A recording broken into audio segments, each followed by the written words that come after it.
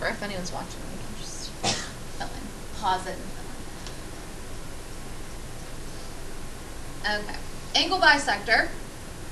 Oh, while I'm here, make sure that you don't think that you can mark BC as congruent to CD. Okay, you would have to be told C is the midpoint of BD, and you're not. It's only the midpoint of one of the sides. So don't just add in stuff that you think looks congruent. Just take it literally. The only thing you're allowed to add in without a given are these three things. And then if it's a given, you can use it. The angle bisector. So again, bisect means to cut in half.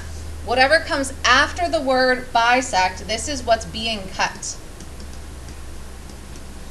So angle ABC is being sliced into two congruent angles. Therefore, we'll mark them. I can't tell you how many of you, when you see this, will mark AD is congruent to DC. Okay, that would be if it was bisecting segment AC, but it's not. It's bisecting angle ABC. And then we would write this out saying angle ABD is congruent to angle CBD.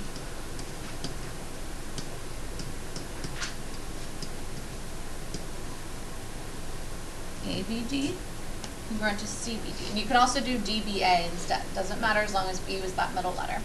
What would the reason for this be? No. Perfect. Definition of an angle bisector. Make sure you do not just say bisector. You have to specify which type. There's an angle, a segment, and then there's actually a perpendicular bisector we learned also. All right, let's flip to the back.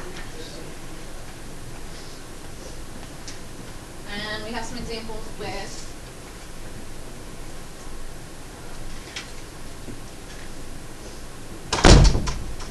segment bisector. So same picture as on the front, but this one it says BD bisects segment AC. So segment AC is getting cut in half. So we would mark those segments as being congruent. We write them out. Segment AD congruent to segment DC.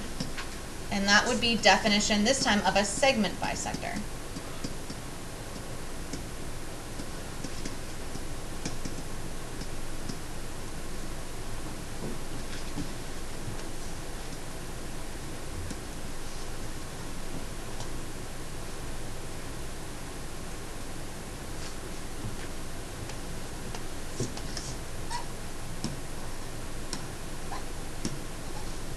Stars on this one, perpendicular. Perpendicular, you have to do two steps. You can't just say the angles are congruent right away. And this is one place that a lot of students will miss.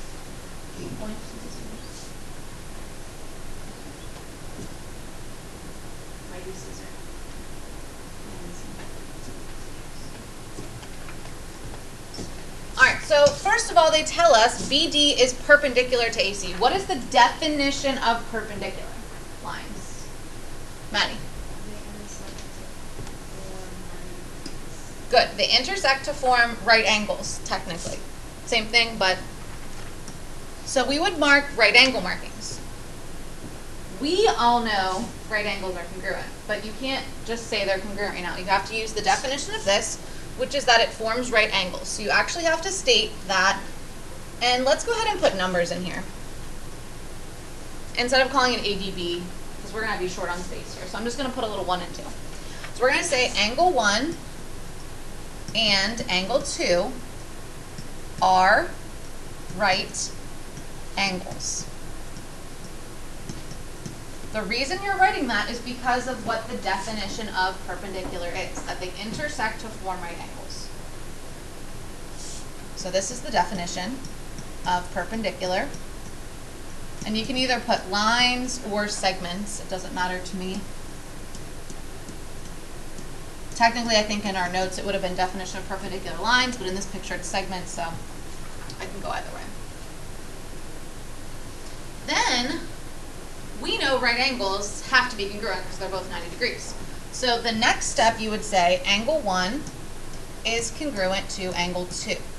And if we didn't have the little 1 and 2, we would say ADB and CDB with 3 letters, but just trying to make it shorter for us. Does anyone know why? This was a theorem we learned a while ago. Nope. Symmetric would be if 1 is congruent to 2, 2 is congruent to 1, like looping it. It's a theorem. It's the right angle congruence theorem. Now, if you don't remember that, right, some of us, right angle congruence theorem, you can write all right angles are congruent, which is what the theorem says. So I don't care which one you write. Some students like to write the right angle congruence theorem. Or if you want to write what that theorem states, it says all right angles are congruent. So you're either writing the theorem or you're writing what the theorem says. One or the other, whichever you prefer. Parallel lines, we have two different examples. So if I tell you that segment AB is parallel to segment DE, what would you be able to tell me?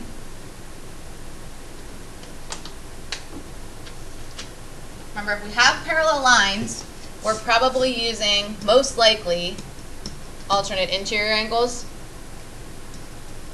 And I'm going to put or corresponding, because yesterday we did see some that had corresponding, but I would say 9 times out of 10 they're usually alternate interior angles. So which angles would be congruent based on alternate interior angles in this picture? We can use one letter if you're talking about any of these. You just have to use more than one letter if you're using the middle one. Which angles would be congruent by the alternate interior angles theorem?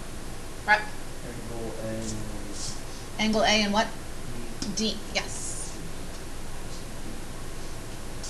So those are alternating across the transversal AD, segment AD.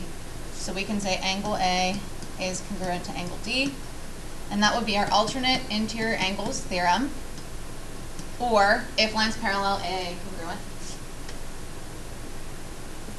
Also, in this picture, B and E would also be alternate interior angles, which you could have put on the same line, but it's a little bit tight on space here. And that would be the same reason. Now in this picture there's also vertical angles that you could do as well, but we're just looking at the parallel lines for this specific example.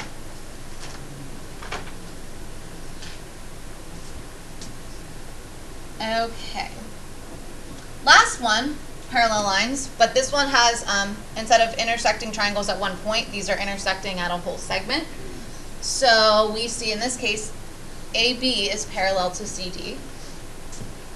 So which angles would be congruent by alternate interior angles? We're going to need 3 letters on this one, because we can't call it angle D or angle A because there's multiple letters. Joseph? Angle CAD is congruent to angle BDA. That would be correct if these were the parallel lines, because this would be the alternate interiors associated with this. So we're going to pick, obviously, the other pair then. Yeah. So again, when you have your parallel line, it has to touch this parallel line and this transversal, and then this transverse, stay along the transversal and the other parallel line. So this would be angle CDA is congruent to angle BAD. And that would be our alternate interior angles theorem. You cannot say the other ones are congruent by alternate interior angles theorem because, again, we don't know those are parallel. So you just have to be careful because sometimes they give you the left and the right, sometimes they give you the top and the bottom. All right, so that was a little refresher on our what we'll put in our proofs. Now we're going to go actually complete a couple triangle congruence proofs. These are in our notes. Okay, we are going to skip the warm-up again because this was actually one that you already did, I think, in your homework. This was from section 4.1 where we had to prove all 6 parts congruent and do the definition of congruent triangles. Today we'll be proving triangles congruent using one of our 4 shortcuts. This is going to be the last line of our proof. Okay, so it'll either be SSS, SAS, etc. So we know 4 ways to prove triangle congruence: side, side, side, side, angle,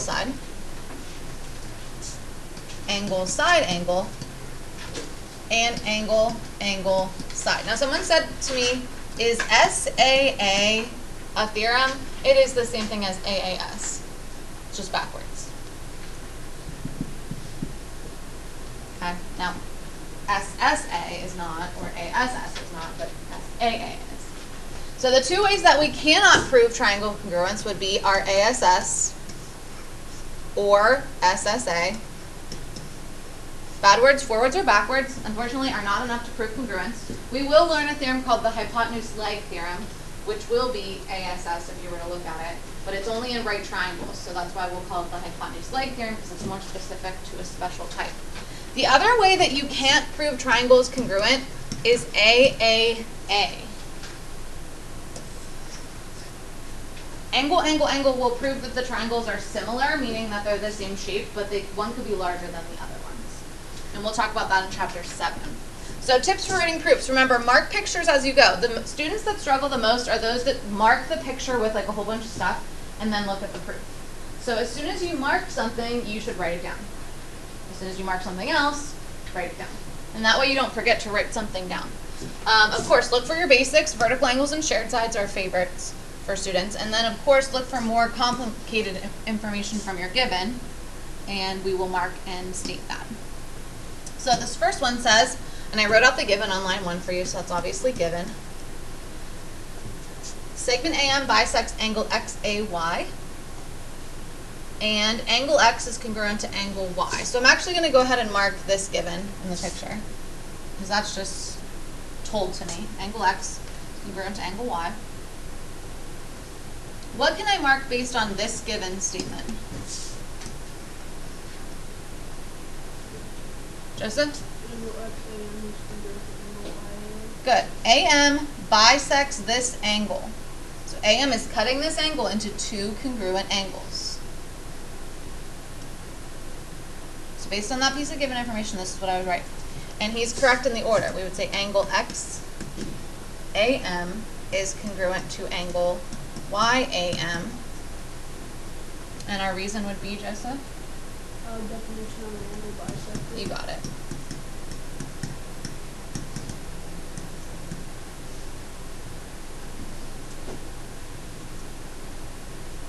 So we've now accomplished all of the given. What else can we add in? Noah? Segment AM is congruent to segment AM. Good, we have a shared side. AM is congruent to AM. And that's a reflexive property.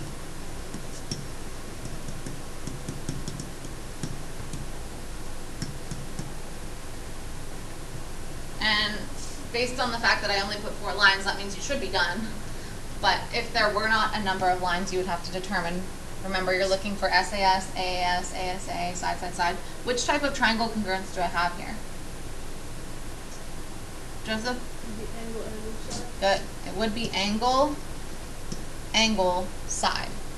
It's not angle, side, angle, because the side would have to be the included side. So it would be AAS. And our last proof statement is just to copy down what they want me to prove, that triangle AMX is congruent to triangle AMY. Now, some students will ask me, Mrs. Bennett, could I have done the shared side first? Yes. These two things could be switched. If you want to do the shared side first every time, do it. I don't care. If you want to do vertical angles first, I don't care. Just don't forget to do the given piece. Okay. This one we're actually going to skip because we did this in our notes the other day. I don't know if you guys remember doing it. This was in our section 4.2 notes. So if you want to see it, I think it's the same exact picture. It was in your 4.2 notes, which was a mistake on my part. But if you want to go back and try it again for extra practice, you'll have it. So example 3 says that we have our given. P is the midpoint of AB, and angle A is congruent to angle B. Again, you always want to take the given and mark it. So angle A is congruent to B. That's just something I can mark. And then it's up to you whether you want to take the midpoint and do it first, or if you want to take, and I know you'll notice something else in this picture, and write that down first. So based on the given, what would I be able to mark and write down about the mid, since P is the midpoint of segment AB? Marquise? Segment AP congruent to segment PB. Good. P is the midpoint of AB. So write that down. Segment AP is congruent to segment PB. We had a word. We have to define that word. Definition of a midpoint. A midpoint divides a segment into two congruent segments. Very good. What else would I be able to mark by just looking at my picture? Maddie? Vertical angles. So we cannot call this angle P, so use 3 letters, APX or XPA. P has to be the middle letter though, so that's my vertex. So angle APX is congruent to angle BPY, and that's our vertical angles theorem. Or vertical angles are congruent. And then since I put the number of lines, you know you should be done. Which type of triangle congruence do we have? Marquise? Angle, side, angle, angle, side, angle. Let me just copy that proof statement down.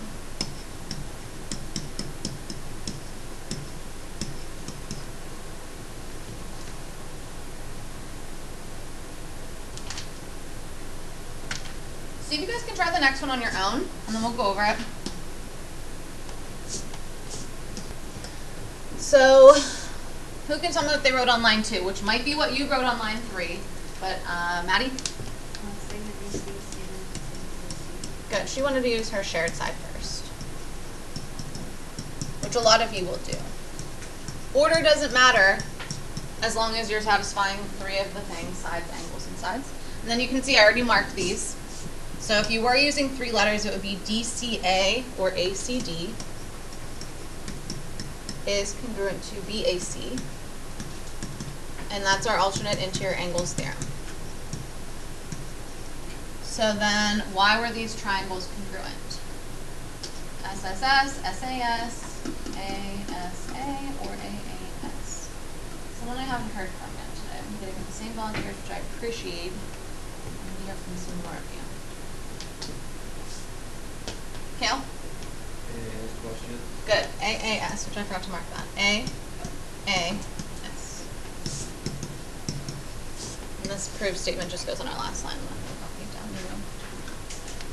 All right, one more that we'll try together, and then you guys will have some time to start on your homework. There's only 4 proofs for homework, so a short assignment for you.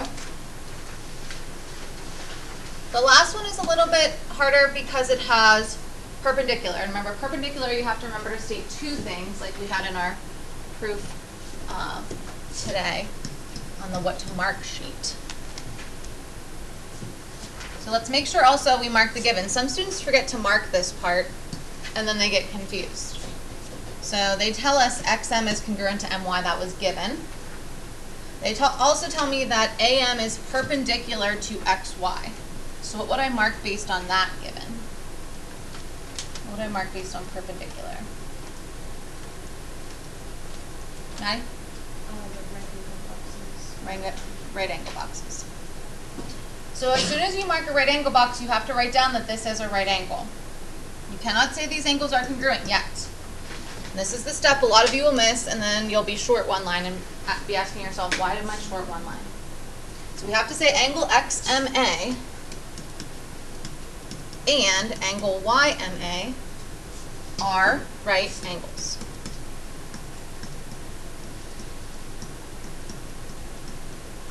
Angle XMA and angle YMA are right angles. That is what the definition of this symbol is that they intersect to form right angles.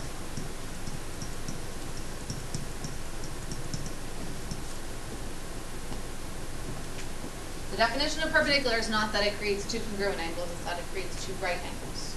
Actually, it creates 4 right angles if it were lines. Then we can say that these have to be congruent. So angle XMA is now congruent to angle YMA.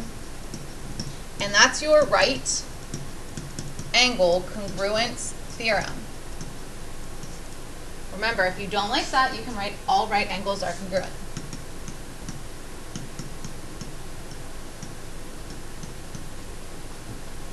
If you look back at when we learned this, which I can't remember which section it is, you'll probably see that you put stars next to it because I put stars on the board, because I said we'll probably use this theorem a lot in the future. So it is something we'll see both, well, really through the rest of chapter 4. So now we have a pair of congruent sides, a pair of congruent angles. Here's our sides, here's our angles. We need one more piece, which would be our shared side. AM is congruent to itself, reflexive.